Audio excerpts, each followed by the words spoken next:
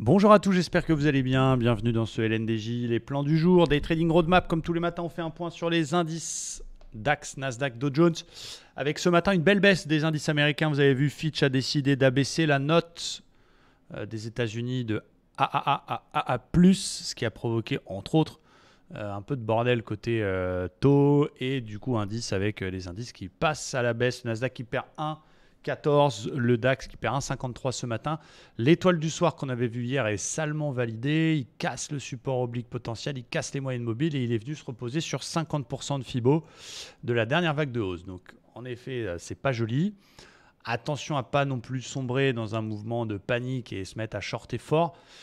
Évidemment, le flux passe vendeur, le flux passe baissier en intraday, mais on arrive sur des zones. Regardez ici les 50% qui a été un niveau quand même qui avait fait assez support sur le DAX. Donc c'est une zone, voilà, je suis obligé d'être prudent. Alors je ne dis pas qu'il faut acheter comme un goré le point bas, parce que c'est pas joli.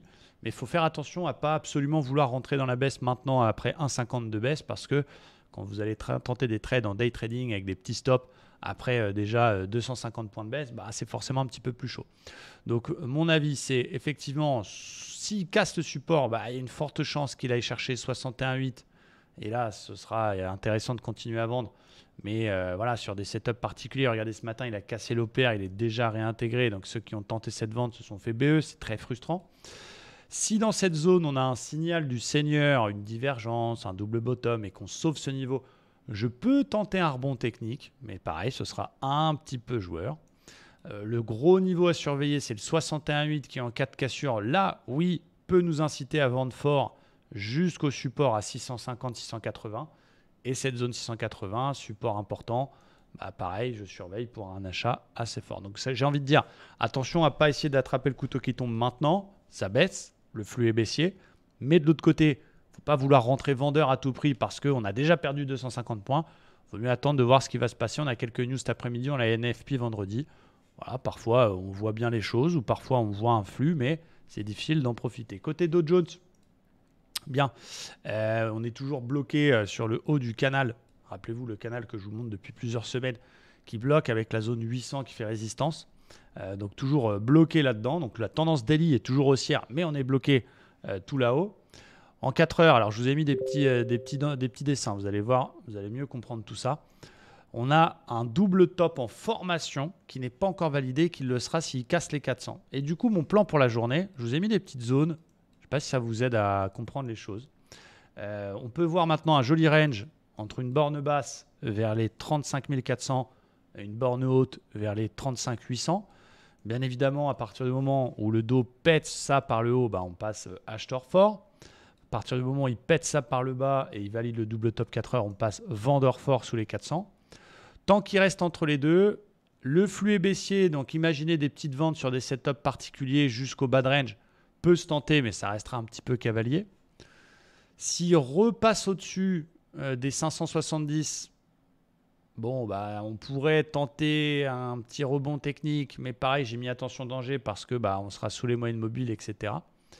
Et bien évidemment, je vais surveiller la zone du bas de range qui, pour moi, reste une zone d'achat à tenter, évidemment, à condition d'avoir un signal. Donc, au-dessus de 800, acheteur fort, sous 400, vendeur fort, sous les 570, on peut essayer des petites ventes jusqu'aux 400. Et 400, c'est une zone que je surveille, qui sera à tenter si jamais on a un beau signal. Je ne sais pas si ces petites couleurs vous aident un peu. Alors, j'ai un RSI qui est un peu grand, donc du coup, vous voyez un peu moins. Voilà. Je ne sais pas si ça vous aide, mais en tout cas, je trouve ça assez visuel. Côté Nasdaq, bien, mon plan est un petit peu identique. On a un Nasdaq qui est quand même en daily toujours aussi haussier. Hein, on va pas dire que la tendance elle est baissière pour l'instant sur le Nasdaq, mais voilà ce que je vais surveiller. Il y a un gros niveau qui arrive, qui est un peu la même zone que sur le Dow Jones, la zone 500-520, qui est forcément une zone d'achat. Il a quand même cassé le 61,8 par le bas de la dernière vague de baisse, donc forcément sous 670, bah, je suis vendeur. Mais je dis danger, pourquoi? Parce qu'il y a des supports sous les fesses. Ok.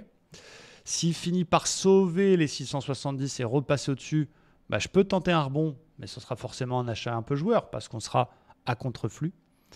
Et s'il continue de baisser et qu'il casse la zone 500 sans rebondir et sans aucun signal, on sera vendeur fort, on va dire sous 500. Donc sous 500 vendeur fort, La zone 500-520, si très beau signal, on peut la tenter.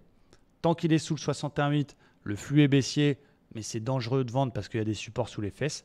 S'il sauve le 61,8 et qu'il repasse au-dessus des 670, je peux tenter des achats un peu agressifs, un peu plus joueurs, pour aller rechercher les 880. Voilà pour moi du côté des indices. On m'a demandé le gold.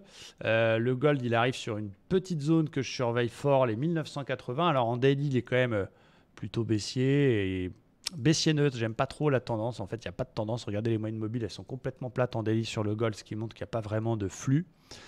Cela dit, je vais surveiller deux choses. Je vais surveiller la zone un petit peu plus bas, 1980, qui est un niveau support en cas de signal. Si jamais on vient chercher cette zone et qu'on fait un beau signal là-dedans, on verra, ça peut se tenter. Et il y a une sorte de double bottom pas très joli qui peut se mettre en place avec 1990 cassé par le haut qui pourrait donner un premier signal d'achat pour aller chercher la résistance. Attention, on a quand même pas mal de news à venir sur cette deuxième partie de la semaine. Vendredi, les NFP. Ce soir, cet après-midi, on a les premiers chiffres de l'emploi.